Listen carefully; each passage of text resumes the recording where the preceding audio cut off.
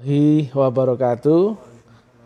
Tong tong tong tong tong.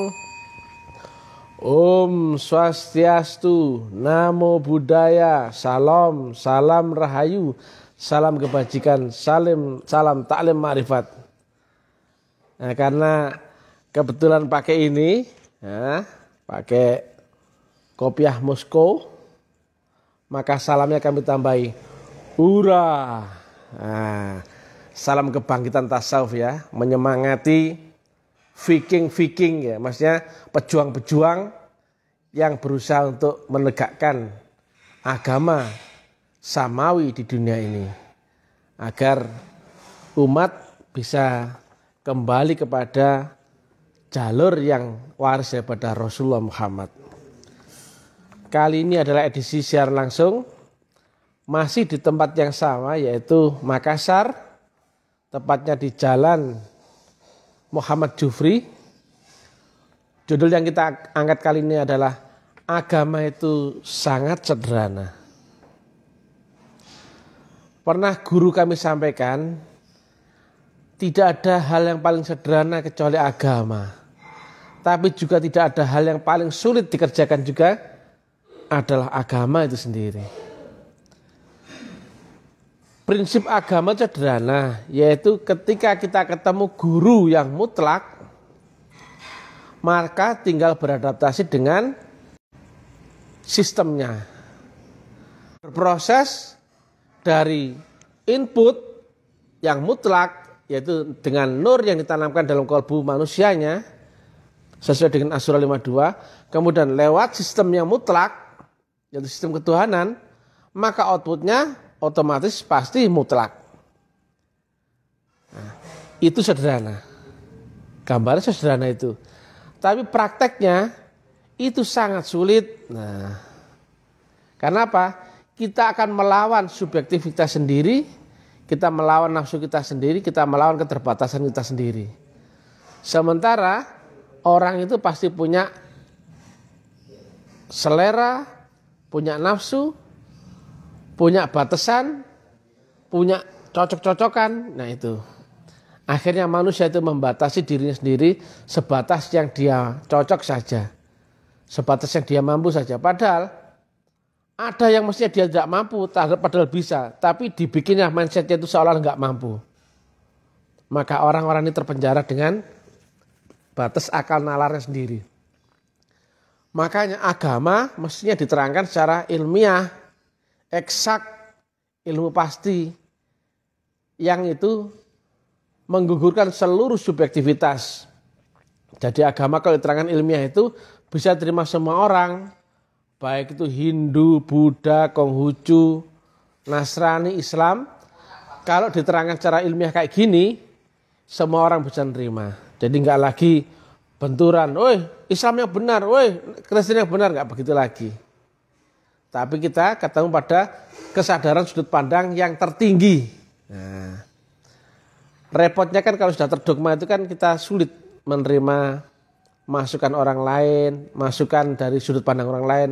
Sudah aku yang benar, kamu salah. Loh. Salahnya di mana, benarnya di mana? Nah, dia ini nggak bisa jelasin. Udahlah, jangan nanya, pokoknya aku yang benar kayak gitu. Itu dogma. Dogma juga itu sesuatu yang kau yakini, kau percayai, tapi tidak bisa kau buktikan.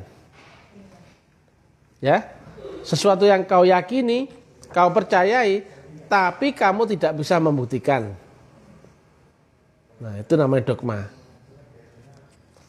Maka, mestinya agama itu diterangkan dengan bahasa yang ilmiah, yang sesuai dengan nalar orang, sehingga orang itu kemudian terbayang untuk bisa mempraktekkan, membuktikan agama sendiri. Lah kamu kalau mempercayai sesuatu, misalkan Tuhan itu ada, bisa kamu buktikan adanya. Karena nggak pernah terbukti, maka orang membatasi dengan keyakinan masing-masing. Loh ini semua ada karena Allah, aku ya Allah, ini ya Allah loh. Kan akhirnya apa? Kebenaran yang mengambang. Kebenaran yang subjektif, kebenaran yang versinya masing-masing itu keliru. Syahadat pun demikian, bersaksi tapi nggak ada yang disaksikan. Yo ini kan sudah dari sononya syahadat kayak gini loh. Mestinya diilmiahkan. Bahkan syahadat saja yang secara syariat asyhadu alla ilaha illallah wa asyhadu anna muhammadar rasulullah, orang nggak ada yang bisa mempraktekkan. Prakteknya syahadat itu apa? Ya menyaksikan, kan gitu ya. Aku bersaksi. Prakteknya apa? Ya menyaksikan. Kalau aku berlari, berarti prakteknya apa? Ya berlari. Aku minum, prakteknya apa? Ya minum, gitu loh. Bukan kok kemudian teori dogmanya diucap berulang-ulang. Nah, agama itu sangat sederhana. Tetapi menjadi ruwet, bulat, jelimet. Apa ya? Karena apa? Ada orang-orang yang menjadikan agama itu dogma dan memberikan pengetahuan yang bukan haknya. Yang agama itu mestinya pengetahuan turun dari langit. Bukan dari teori, diskusi, bukan itu. Nah, syariat sekarang sudah sangat distorsi. Syariat itu mestinya adalah pengenalan hukum, kaidah, norma, aturan, undang-undang. Pengenalan saja, narasi, prolog. Setelah itu ya mesti praktek. Bukan kok dibahas ujung ke ujung dengan syariat. Enggak bisa. Teori ya teori. Teorinya saya minum, ya cuman minumlah begini-begini. Kalau prakteknya, ini dipraktekkan begini loh. Nah. Ini bukan syariat. Nah. Tetapi teorinya itu syariat, prakteknya bukan syariat. Nah, lihat ya. Jika ada aturan undang-undang, baiat penanaman nur adalah yang akil balik. Yang itu misalkan ya, laki-laki ya, pria umurnya paling kelas berapa tuh? 1 SD apa kelas 2 SD ya? Kelas 2 SD apa? SMP. SMP kelas 1 ya. Nah, karena apa? Berarti syariat itu diajarkan sebelum itu. Maka setelah akil balik, orang itu, anak itu mestinya sudah belajar tarekatullah. Maka syarat orang masuk baiat tarekat adalah saat dia akil balik. Nah, baik apa anak-anak cewek atau anak laki-laki itu baiat adalah syaratnya ketika dia telah akil balik. Berarti dia sudah boleh memasuki dimensi ilmu tarekat ketika dia sudah balik. Nah sebelum balik dia ada di pelajaran syariat. Dia diajari nama Tuhannya, dia diajari setelah dunia ini itu ada akhirat. Diajari sholat 5 waktu itu begini cara syariatnya. Lah ini loh Masya Allah. Akhirnya apa? Karena sudah ditorsi. Anak kecil sampai dewasa sampai tauwek pun syariat melulu loh. Aneh. Kapan naik kelas menjadi tarekat? Hakikat apalagi makrifat loh. Lihat ya. Kalau ada syaratnya orang baiat masuk tarekat adalah akil balik. Berarti awal dia sudah diizinkan belajar ilmu tarekat adalah saat dia balik. Berarti sebelum itu dia mestinya belajar syariat. Nah sekarang kan syariat diajarkan mulai anak-anak, remaja, dewasa sampai tua syariat. Keliru, goblok. Bikin malu saja. Sekarang ini mohon maaf ya, teori syariat sudah menjamur di mana-mana. Semua orang sudah tahu. Sholat itu begini caranya, haji ya begitu caranya. Kalau nggak paham tentang syariat haji, orang mau berangkat haji, tanyalah syariatnya lagi. Nah, itu boleh. Kalau misalkan lupa cara sholat subuh, ya tanyalah caranya. Tapi kamu sudah bisa sholat subuh syariatnya. Kalau kamu lupa caranya Jumatan, ya tanyalah kepada yang ahli syariat. Tapi kan kamu sudah bisa bersyariat sholat Jumat. Kalau kamu membaca surat Al-Fatihah, kamu kan sudah bisa. Nah, setelah teori itu, mestinya sudah mulai praktek metodologi. Nah ini kan akil balik sudah dikenalkan metodologi, akil balik lah ya. Ya anak SMP lah sudah mulai masuk ke metodologi, masuk ke dalam ilmu tarikatullah. Nah prakteknya nanti di dimensi hakikatullah dengan ruhmu menembus akhirat ya. Hakikat itu akhirat ya. Kalau orang ngaku bisa ilmu hakikat tapi nggak tahu akhirat itu dusta, bujuk, dabrus, ya, bullshit, gombal. Ya. Syariat ini dunia. Metodologi untuk adaptasi praktikal menuju praktek di alam hakikat atau alam yang namanya akhirat. Nah, hakikat sendiri ada adaptasi. Naik gelombang sampai dia kemudian ketemulah resultante antara sumbu syariat dan sumbu hakikat, maka muncullah resultante yaitu ma'rifat. Ini sudah berhampir akan Allah. Ini sudah mulai kenal Allah. Awaluddin ma'rifatullah. Maka setelah teorinya nanti dipraktekkan lewat metodologi, dipraktekkan, maka ini nanti yang ngasih pengetahuan Allah sendiri. Nah, ini kan enggak. Allah dimaklari manusia. Ya. Banyak pendakwa jadi maklar, ngasih pengetahuan tentang akhirat, tentang kubur, tentang surga neraka. Tapi ditanya, kau sudah pernah membuatkan surga neraka? Wah, itu kan nanti loh, kamu kan cuma napalan tok loh. Kamu tuh bukan guru praktek, tapi guru kursus. Malu-maluin kamu, lucu sekali. Atau culu apa lucu? Lucu ya. Kamu kayak kura-kura loh. Ini kura-kura. Kebetulan ini ada propertinya di sini. Kerjaannya Mr. Karim. Ya, ini ada kura-kura kecil, menengah dan dewasa. Masa kamu dari kecil sampai tua kok syariat terus, Kapan makrifatmu? Agama tuh di sini loh ya. Kalau ini saja, ini belum beragama, nggak percaya. Lihat ya kalimat Nabi. Awaluddin makrifat ya. Akhiruddin pun makrifat. Berarti awal dan akhir agama adalah makrifat. Loh. Maka jika kau belum makrifat, kau belum kenal Allah, kalau belum beserta dengan Allah, belum berkekalan dengan Allah, kau pun belum beragama. Kalimat mana yang menerangkan syariat itu agama? Kalimat mana?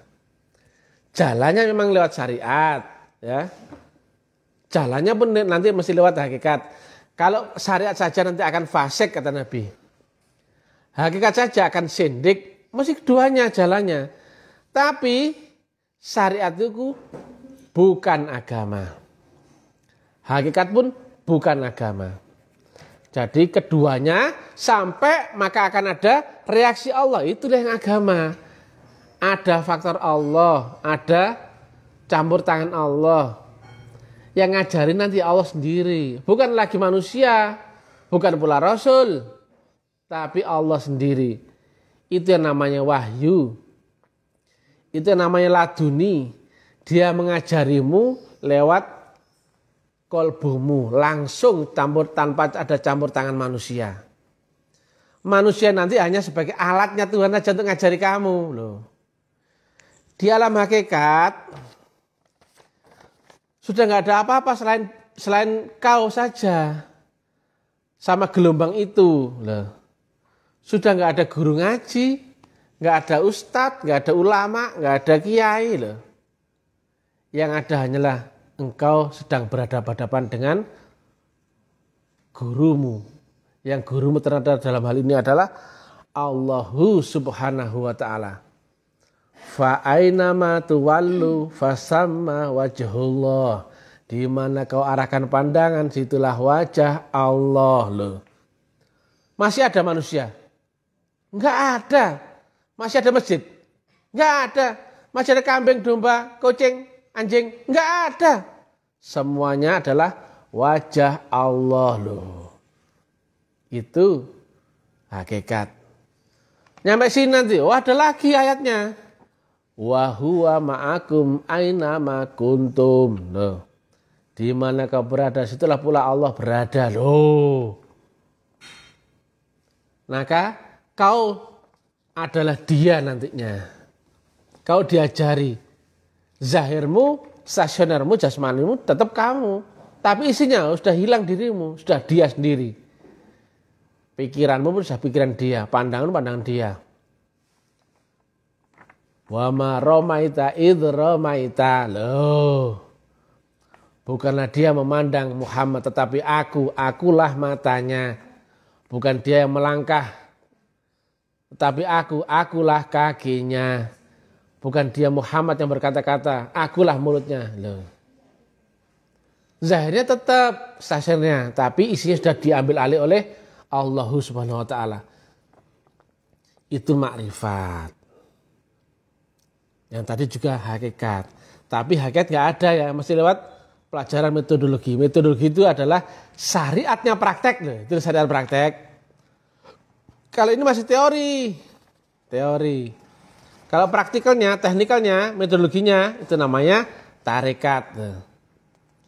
Prakteknya di alam hakikat, yaitu di dimensi ruhmu, di alam akhirat. Loh.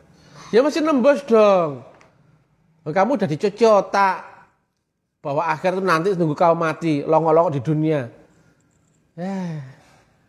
Padahal ya, wal asri innal insana lafi khusrin illa loh. Demi masa, demi waktu. Manfaatkan betul-betul waktumu itu. Carilah Tuhan, carilah kemenangan saat kau dihidupkan di duniamu itu. Sehingga kau bisa menembus akhirat, menembus kemenangan itu di dunia. Nah, makanya agama itu sederhana. Flow-nya itu adalah input lewat sistem output. Inputnya mesti ada faktor Tuhan dan nur kitab. Itu unsur Allah. Lewat sistemnya Allah, yaitu ya sudah baiat, wirid sendiri, wirid jamaah, suluk dan bakti. Kemudian outputnya pasti mutlak. Input mutlak, sistem mutlak, mutlak berarti adaptasimu yang masih relatif. Kamu tidak mendahulukan urusan Tuhan. Kamu belum total. Rukun syaratmu belum terpenuhi. Lah, jadi ketahuan. Bang, kenapa bang saya belum bisa mutlak, belum bisa menang? Karena adaptasimu dengan sistem itu belum mutlak. Sama halnya ya. R ya, relatif ya. Menggandeng tak terhingga. Mestinya hasilnya adalah tak terhingga. Kenapa kok menggandeng mutlak? Hasilnya relatif. Penakut, pemalu. Kemudian apa? Amatiran, kalahan, sembunyi, pecundang. Bikin malu saja. Ahli tarekat kok masih kayak gitu ya. Bikin malu. Mestinya kau menggandeng Tuhan yang maha mutlak, outputnya menang dong dunia akhirat. Di semua dimensi. Nyatanya kamu dakwah saja takut atau malu atau nggak ngerti. Loh, powermu lemah guys, goblok ya. Entah apapun ceritanya, yang nggak berani berdakwah menjelaskan metodologi itu adalah powernya kecil. Nah, kalau guru kami profesor itu kalau ngomong kecil, karena bateraimu masih kecil. Nah, bikin malu saja. Makanya kata guru kami, kau harus menang di setiap dimensi. Beliau gambarkan raja cacing, wujudnya cacing. Sekuat-kuatnya raja cacing cuma wujud cacing. Lewatlah anak ayam. Raja cacing dipatok ayam biarpun anak-anak, betul gak? Dia raja tapi di alam cacing. Raja di kandangmu sendiri. Tapi begitu keluar ke dimensi lebih tinggi, dipatoklah sama ayam. Anak-anak itu. Raja ayam berupa apa? Ayam pula, iya. Raja ayam pun berupa ayam. Dia raja di alam ayam. Tapi begitu lewat garangan, disikat sama garangan. Loh. Begitu pula raja garangan, ya garangan pula kan gitu. Ketemu anjing, disikat sama anjing, lari dia. Anjing pun begitu, disikat sama macan. Macan disikat sama gorila, gorila disikat sama manusia. Itu kias. Artinya seorang yang beriman, seorang yang beserta dengan gelombang mutlak, kau menang di dimensimu, di dimensi dikubur, dimensi di barzah, dimanapun kau menang. Dimanapun alam kau menang. Gitu loh men. Dan gak ada keraguan untuk itu. Oh menang kok. beserta yang maha mutlak itu nggak ada ragu. Kalau masih ragu berarti baterai masih kecil. Teorinya listrik bisa menghidupkan AC, betul? Tapi ketika kau praktekkan, loh kok jelek? Loh kok jelek? Karena apa? Dayamu kecil. Blok, goblok. Bikin malu Mr. TM saja kayak gitu ya. Menang ya menang semuanya. Menang semua dimensi. Kalau kamu masih ada di dalam tempurung, berarti kamu masih jago kandang dalam tempurungmu. Kamu nggak kuat, nggak siap keluar menatap dunia yang luas ini, nggak siap kamu. Kamu terkungkung dengan dogmatisme sendiri. Akulah yang benar, akulah yang hebat. Guruku hebat, guruku waris. Begitu keluar ayam, dipatok ayam, cuk-cuk, mati kau. Geli-geli sedap aja kau ini ya. Malulah kayak gini lah. Macam awak tak benar saja ini ya. Pakcik, makcik, kasihlah ajar orang ini. Jadi menang itu di seluruh dimensi. Karena apa? Kau pakai dimensi atas. Bahasa Maduranya, a higher dimension comment lower dimension. Ketika kau ada di dimensi lebih tinggi, dimensi di bawahmu otomatis tunduk, ngikut, patuh. Loh, gitu loh. Lah kamu dimensi masih debat aja. Membahas benar salah, membahas waris tidak, membahas sah apa enggak. Powermu sendiri nggak ada, bikin malu. Nah kalau ini ya, kalau di medsos disebut orang bajingan, disebut orang kafir, disebut orang syirik, disebut orang edan, disebut orang apa? Sesat, disebut orang dipecat, ya, disebut apa aja, nggak masalah, tetap menang. Taklim ma'rifat gak tambah kecil loh, tambah gawede loh ini. Karena merangkul semua orang. Orang kejawen, Hindu, Buddha, ahli klinik apapun tak rangkul, nggak pernah saya bentur. Ini memang uraian kami objektif, maka membentur semua yang subjektif. Tapi kan kami merangkul, nggak pernah memuji orang lain. Tapi kalau dimuji, oh pasti. Tapi nggak pernah kena. Dimuji apapun nggak pernah tembus, siapa nggak? Karena saya nggak lagi di dimensi ini. Pesawat kalau terbang nggak di sini lainnya, tapi di atas awan, betul nggak? Dia nggak lagi di atmosfer, tapi terbang di stratosfer. Di sini masih ada awan, badai, topan, angin, petir, burung. Di sini nggak ada. Pesawat itu nanti lainnya terbang di atas awan. Loh. Sudah nggak lagi terkena masalah. Jasmaninya di sini stasionernya, tapi gelombang sudah di sini. Nggak kena masalah. Ayatnya adalah tidak mendatangkan mudarat bumi dan langit bagi siapa yang berserta dengan aku. Tidak ada kamus kalah dan gagal bagi siapa yang berserta dengan aku. Itu buktikan, bukan cuma dogma. Nah, kalau yang komen-komen di uraian saya itu nyinyir-nyinyir itu, silahkan nggak apa-apa. Kamu merasa hebat silahkan. Ini teori, iya silahkan. Tapi kami kan makin besar, nggak terjangkau, ya nggak? Kalau memusikul pun nggak kena loh. Min X dimutlakan sama dengan apa?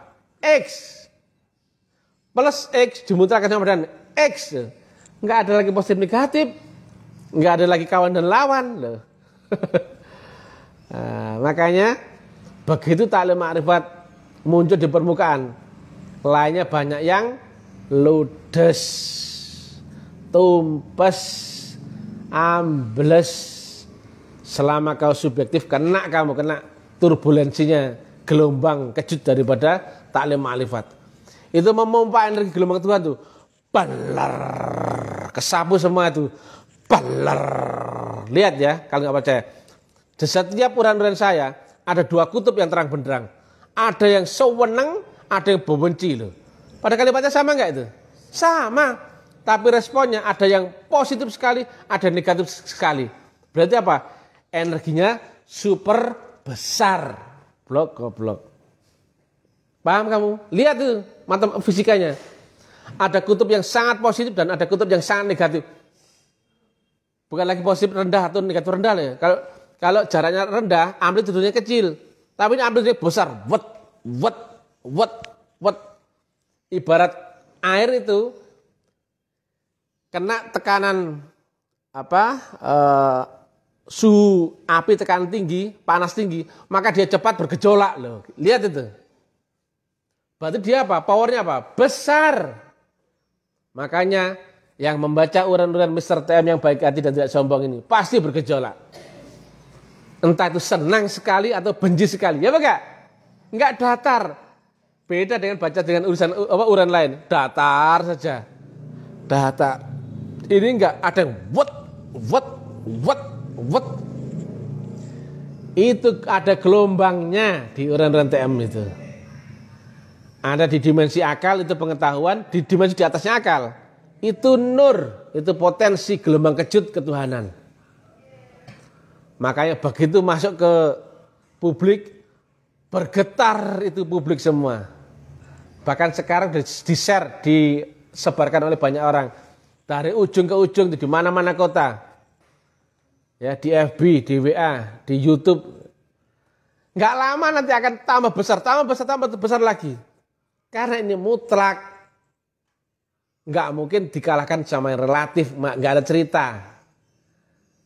Mohon maaf ya, walaupun kalimat saya pura-pura sombong, tetap di atas angin. Loh. Nggak ada musuhnya, nggak ada lawan kita ini. Nah, sederhana, itu trik saja itu sombong itu. Sombong, negatif kan? Negatif. Kali main-main, negatif gak itu? Negatif. Makan negatif kan negatif hasilnya apa? Positif. Nggak tersentuh oleh masalah. Padahal logikanya begitu sombong jatuhlah dia, betul nggak? Kok nggak jatuh nih Mr. TM? Ya nggak, makin besar aja. Itu technical. Nah, kembali lagi ya. Agama itu sederhana. Ketika kau ketemu dengan guru yang mutlak, gelombang mutlak, membawa gelombang mutlak, tinggal adaptasi sama situ saja. Nyalur sama Tuhan, sudah. Walaupun nanti breakdownnya nanti diurai dengan detail-detail yang teknikal disiplinnya. Tapi secara prinsip sederhana sekali. Nah, menjadi sangat sulit karena kau melawan subjektifmu. Dengan relatifmu, dengan seleramu, dengan sudut pandangmu. Itu mesti nol. Yang kau hadapi adalah 3 yang utama. Yang kau cintai, yang kau takuti, dan yang kau benci. Harus kau lepaskan yang kau cintai itu. Supaya kau menjadi nol. Harus kau hadapi yang kau takuti itu. Harus kau tahan dengan yang kau benci itu. Nah. Maka ketika kau berhadapan dengan apa? Aku masih cinta ini enggak? Kalau masih ada cinta, kembalikan kepada Tuhan. Kalau aku masih cinta ini, kembalikan lagi sama Tuhan. Kalau ini aku masih benci, masih aku takuti, akan aku hadapi. Loh itu loh. Rata-rata orang tidak siap ketika harus menghadapi subjektifnya sendiri. Itu kalimat Nabi, lawan terberatmu adalah dirimu sendiri. Dan kalimat Nabi, dunia adalah penjara bagi orang beriman. Sementara orang beriman itu mestinya, yang orang mendapatkan nur, dia itu mestinya itu bisa mi'raj, melewati akhirat yang berlapis-lapis sampai ke hadirat Allah Ta'ala. Tapi selama kau terpenjara dunia, engkau nggak pernah bisa lepas daripada duniamu. Akhirat cuma fiktif. Ya. Tapi kalau kau bisa menguasai, masuk ke dimensi ultrasonor, ultrasadar, atau alam di atasnya kesadaran duniamu, engkau pasti menang. Itu saja. Tapi lawanmu adalah awalnya masih dirimu sendiri. Ada banyak teknologi di sini. Ketika kau bisa lompat ke sini melewati kematianmu ini, maka kau di atas angin. Maka kata Nabi, duniamu nanti hanya sebagai mimpi atau fata morgana. Betul ya? Ketika kau masuk ke akhirat yang lebih nyata, duniamu cuma mimpi atau fata morgana. Lah kira-kira menang mana? Orang di alam nyata sama orang mimpi yang ngorok-ngorok itu. Ya tinggal ketaki saja dia. Goyang air panas dia. Iya enggak loh? Atau juga dari dimensi alam nyata. Tanding sama Jet Li ahli kungfu. Tapi dia di dalam film, di dalam TV. Menang mana? Yang nonton TV sama yang dilihat? Bosen Jet Li, matikan saja, mati dia. Itulah dari a higher dimension comment lower dimension. Jangan bikin malu ya. Kalau selama kau teorimu gak bisa naik ke sini, teori gak bisa kau praktekkan, bullshit. Kau tetap pecundang, walaupun kau pinter teorimu. Kalau sama Mr. TM apa itu ya? Ini katanya rendah hati, gitu. Tapi kata orang sombong. Biar saja, tetap menang kok. Dibilang rendah hati menang, dibilang sombong tetap menang. Bosan saya. Kata guru saya tuh, maaf ya bahasa beliau itu sebut beliau itu ayah. Ayah dimanapun pasti menang. Biarpun duduk nongkrong dia masih pasti menang. Karena ayah nggak ada lawan. Ayah tetap di atas. Karena ayah di dimensi di atas, orang kan di sini, gelombang dunia kan di sini. Lah kalau di sini bagaimana? Enggak ada lawan. Sontoloyo itu semua. Pak, gayanya guru kami ya agak-agak norak-norak sombong gitu, tapi tetap menang. Beliau seorang profesor kimiawan nuklir, seorang jenderal yang muridnya pun tersebar di seluruh dunia. Itu dunia jasmaninya.